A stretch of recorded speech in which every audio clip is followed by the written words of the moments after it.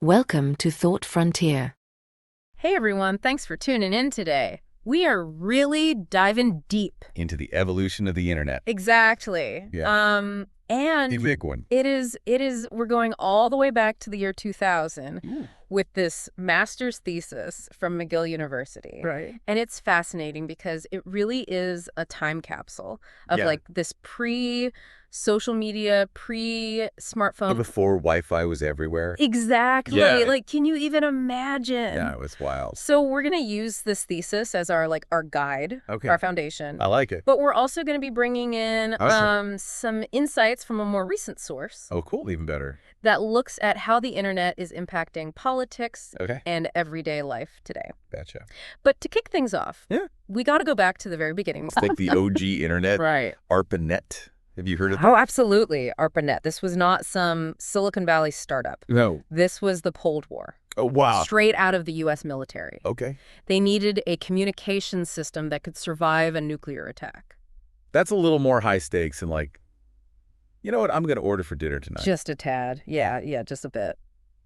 So how did we go from like this military project to like cat videos? You're right. Like, how did that happen? Well, it's so interesting because the thesis points out that one of the things that really drove the early internet's growth was something that we totally take for granted today. Okay, what's that? Email? Really, email. Email, yeah. I mean, it's useful, but like revolutionary. Think about it. Back then, you had letters, which could take weeks to arrive. Yeah. Or phone calls where you both had to be in the same place at the same time. Right. Email changed all that. Okay. Suddenly, you could communicate instantly across continents on your own schedule. Okay. You didn't have to wait by the phone for someone to be there. It was amazing. So it was more that asynchronous communication. Exactly. That was such a game changer. Absolutely. And academics and researchers, they were all over this. I can imagine. Yeah. But I feel like email back then was a little bit different than the email we know and love today. Oh, yeah, definitely. The thesis mentions it was a little clunky. Oh, so clunky. Can you imagine having to read your messages in the order they were received? I know, and no subject lines. Yeah. Can you imagine? What? Yeah, and forget attachments, forget about it. So sending a picture was just out of the question. Oh, it would take you ages. Really? Ages. Wow. Yeah. Okay, so we have email, which is revolutionary at the time. Right. But even beyond that, people are starting to dream about what the internet could be. Yes. Right? And the thesis talks about this idea of the internet as a utopia. Yes, this idea that could create this digital paradise, right? Where information flows freely and technology helps us solve the world's problems. So all our problems can be solved if we just had the internet. Exactly. Okay. Yeah. And that's where this idea of Computopia comes in, right? Yes, exactly. Computopia. It was this idea from this guy, Yoneji Masuda, Okay. and he imagined this world where information is just readily available to everyone. Okay. And he thought this would unleash all this creativity, empower individuals. We'd be free from the drudgery of work, and we'd be focused on societal good. So instead of worrying about paying my bills, I could just write poetry all day. Exactly. And volunteer, and that would be it. Yeah, that was the dream. Sounds pretty good to me. Right. Sign me up. But the thesis also looks at the other side of the coin. Okay. Right, because not everyone was convinced about this whole utopia thing. Right. And there's this idea of technological pessimism. Okay. Which sounds a little gloomy. Yeah, a little bit. But it's worth considering. Okay. And one of the big thinkers in this camp was Jacques Ellul. Okay. And he argued that technology, if we're not careful, it can actually enslave us rather than liberate us. Okay, I can see, I've definitely fallen down the rabbit hole of scrolling on my phone when I probably should have been doing something else. Exactly. Way too many times. Exactly. And Ellul was worried that technology would become the goal in itself. Okay. Rather than a tool to help us, live better lives. Right. So we might prioritize efficiency and optimization. Okay. But in the process, we lose sight of what really matters. Right, the human element. Exactly. Okay. Real human connection, creativity. That's It's being present in the moment. And what's so interesting is that it's we're having this conversation now. Yeah. But these anxieties that they had back then are still so relevant today. Totally. You think about things like social media addiction. You know, the feeling of being constantly connected. Right. Like, it can be really overwhelming and actually kind of dehumanizing. Absolutely. It's like we're all just little cogs in this giant machine. Right. And that's what Elul was worried about. Yeah. So we've got this, like, utopian vision. Yes. And then we've got this, like, more pessimistic view. Right. But what's really cool is that this thesis that you found Yeah. doesn't just stop there. Right. It also looks at how the media was portraying the internet back then. Yes, exactly. Like, what was the narrative around this whole thing? And it specifically looks at news coverage from that era, Okay. particularly from the Globe and Mail. Okay. And what did they find?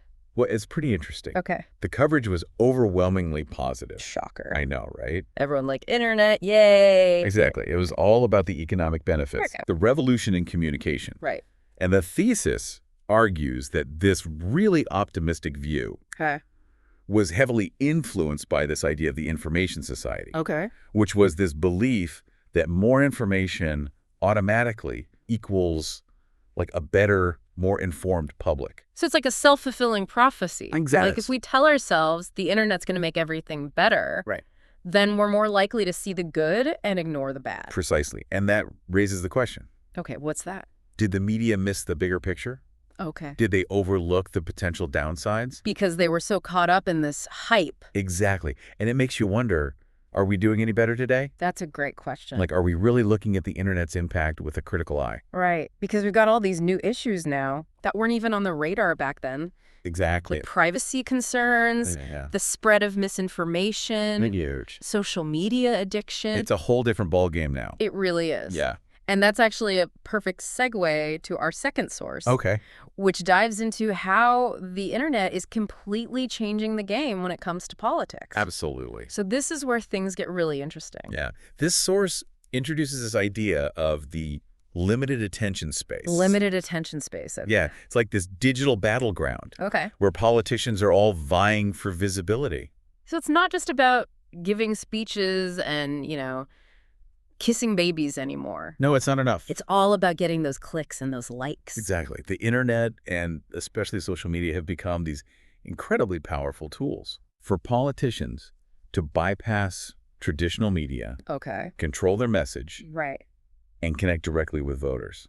And this source actually gives some really interesting examples It does. of politicians who have really mastered this new world of digital campaigning. Yes. Figures like Donald Trump and Narendra Modi. Okay. They've really understood how to use these platforms to their advantage. So they're not just using social media to like post pictures of their lunch? No, they've turned it into an art form. Okay. They know how to control the narrative, Okay. bypass traditional media, Right. and connect with their base in a way that's never been possible before. So it's not just about the technology itself. Right. It's about how it interacts with like Yes. existing power structures Right. and media ecosystems. Absolutely. Yeah. It's fascinating and a little bit concerning, to be honest. Yeah, like it feels like we're in this whole new world We are. and we're still trying to figure out Yeah. like what the rules are Exactly. and how to play the game. And it's not just politics that's being reshaped, right? Right. Our everyday lives have been completely transformed. Oh, 100%. By the way, we consume information now. Like I can't even remember the last time I actually like looked at a map. I know. It's all GPS, Google Maps. Exactly. Like that's just how we navigate the world now. And this second source argues that the internet has literally become the infrastructure for how we seek knowledge, Okay. how we understand the world. So it's not just a tool anymore. Oh, it's like the foundation. Wow. We're constantly Googling, scrolling, liking, sharing. Yeah. It's become second nature. Like we don't even think about it. Exactly. And this source also dives into this fascinating idea Okay. about search engines. Okay. And they describe them as this blend of autocracy and democracy. Which sounds like a very strange combination. It does, doesn't it? Okay, explain this. So on the one hand, you've got these really powerful algorithms that are often like shrouded in secrecy, Okay. and they're deciding what information we see Okay. and how we see it. So that's the autocratic part. Exactly. The algorithm is the dictator. Pretty much. Okay. But then there's this democratic element, Okay. because our searches, our clicks, our behavior online, Right.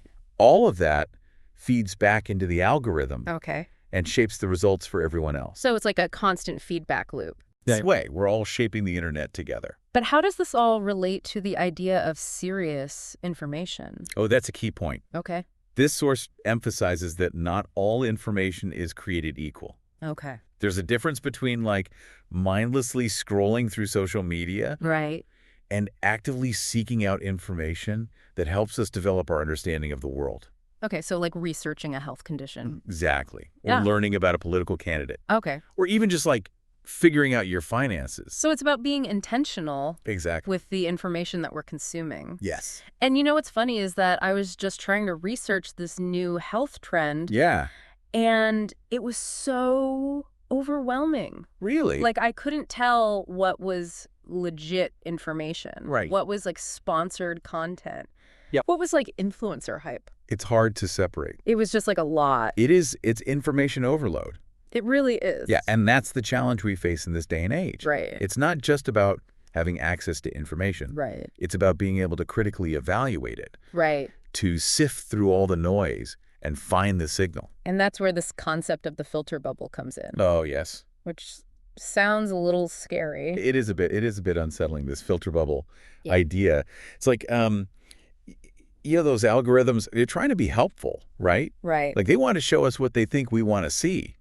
Right. They're like, oh, you like this, you'll love this. Exactly. But the problem is it can trap us in these echo chambers Oh, yeah. where we're only seeing information that confirms our existing biases. So it's like you're stuck in this bubble Yeah, and you don't even realize that there are all these other perspectives out there. exactly. And that makes it so much harder to engage with different viewpoints. Right. Or challenge your own assumptions. Like you just start to think that everyone agrees with you. Right, because that's all you ever see. And you know what? I've totally been guilty of this myself. Oh, yeah. Like I'll go down these rabbit holes on social media Totally. and I just keep seeing the same types of posts and articles over and over again. And it's like the algorithm knows you better than you know yourself sometimes.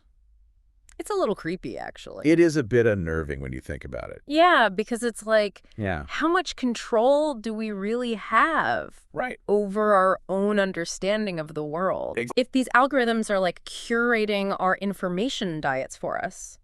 It's like someone's controlling what you eat, Yeah, but you don't get to see the menu. right. You just have to eat what they put in front of you. Exactly. Okay, but going back to that idea of serious information, Yeah. how can we like break out of these filter bubbles Right. and make sure that we're getting a more balanced Yes. and, serious view of things? That is the million-dollar question. Right. It takes conscious effort. Okay. One thing you can do is actively seek out diverse perspectives. Okay. Even those that you might not agree with. So like if I usually read articles from this one news source, Yeah. maybe I should try reading some articles from a different source. Exactly. Even if it makes me a little uncomfortable. Yes, exactly. Think of it like exercise. Oh. But for your brain, Okay. you're strengthening your critical thinking muscles. Okay, I like that. So when you expose yourself to different viewpoints, Yeah. you build up a resistance to manipulation Okay. and misinformation. So I'm less likely to fall for those clickbait headlines. Exactly. I can spot them a mile away. You'd be like, oh, I see what you're doing there. Exactly. Yeah. Okay, so it's all about being more proactive Yes. with the information that we're consuming. Absolutely. And not just letting ourselves be passively fed whatever the algorithm thinks we want. It's about being an active participant Yes. in shaping your own understanding of the world. You know what? This has been such a great conversation. It has. We've covered so much ground today. I know. It's amazing how much there is to unpack Right. about the internet. From those early days of Yeah. ARPANET Yeah. to those utopian dreams of Computopia. Right. This idea of the information society, all those anxieties that people had about technology. Yes. Like, they're still so relevant today. They are. And it's not just about the technology itself. It's about how it interacts with like power and politics and how it shapes the way we see the world. And how we understand ourselves. Yes, exactly. Yeah. And I think that's a really good point to end on. Yeah. So we've given you a lot to think about, We have. but this is just the beginning. It is. Like, keep exploring, yes. keep asking questions, I'm curious. and keep shaping your own understanding of this crazy digital world that we live in. Because it's not going anywhere. It's only getting more complex. So thank you for joining us Yeah. Thank you. on this deep dive into the heart of the internet. Absolutely. And until next time, stay curious.